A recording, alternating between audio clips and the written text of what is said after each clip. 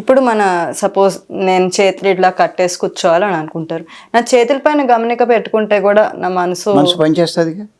దేన్ని గమనిస్తున్నావు? ఇలా జస్ట్ మనసుతో ముద్రని మనసుతో పని చేస్తున్నావు. ఓకే, మనసు పని చేస్తున్నట్టేగా లెక్క అక్కడ. ఓకే, మనసు పని చేయని స్థితికి ఎక్కడ చేరు?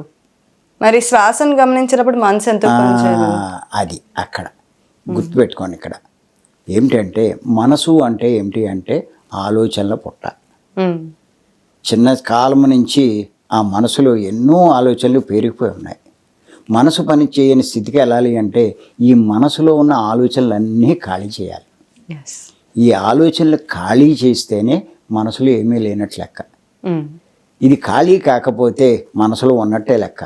మనసులో ఏ ఆలోచన ఉన్నా అది మనల్ని వేధిస్తూనే ఉంటుంది. ఆ మనసు ఆలోచనలు పనిచేస్తూ ఉంటే, ఆలోచనలు ఉంటే మన మనసు పనిచేస్తున్నట్టే. అప్పుడు మనకు శక్తి రాదు.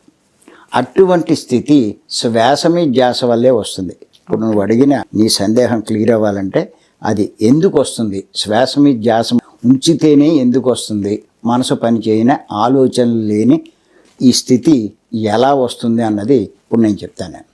కొంచెం ప్రతి ఒక్కళ్ళు గుర్తుపెట్టుకోండి. ఇది అంత తేలికైన కాదు. ఊరికే ఏదో శ్వాస మీద పెట్టు, లేకపోతే దాని మీద పెట్టు, దీని మీద పెట్టు ఏదో అనుకుంటున్నారు. కానీ మనసు ఖాళీ చేయాలి, ఆలోచనలైన స్థితికి చేరుకోవాలి. అది శక్తి పొందాలి అంటే చేత ఏంటి అంటే కొంచెం మనం గుర్తుపెట్టుకోవాలి. ఏమిటంటే మనము ఎవరైనా సరే ఉద్రేకంగా ఉన్నా, ఆవేశంగా ఉన్నా, కోపంగా ఉన్నా సహజంగా మన శ్వాస అలా ఉంటుంది, వేగంగా ఉంటుంది, చాలా స్పీడ్గా ఉంటుంది. అదే మన మనసు శాంతంగా ఉన్నప్పుడు చాలా స్వల్పంగా ఉంటుంది. ఉద్రేకంగా ఉంటే దీర్ఘంగా ఉంటుంది శ్వాస, శాంతంగా ఉంటే స్వల్పంగా ఉంటుంది. అంటే దీని అర్థం ఏంటి?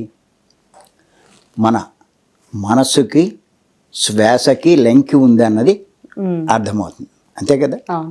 అంటే మనసు ఉద్రేకంగా ఉంటే శ్వాస దీర్ఘంగా ఉంటుంది, మనసు శాంతంగా ఉంటే మన శ్వాస స్వల్పంగా ఉంటుంది. ఈ రెండిటికి లింక్ ఉంది అనే సంగతి మనకి అర్థమవుతుంది.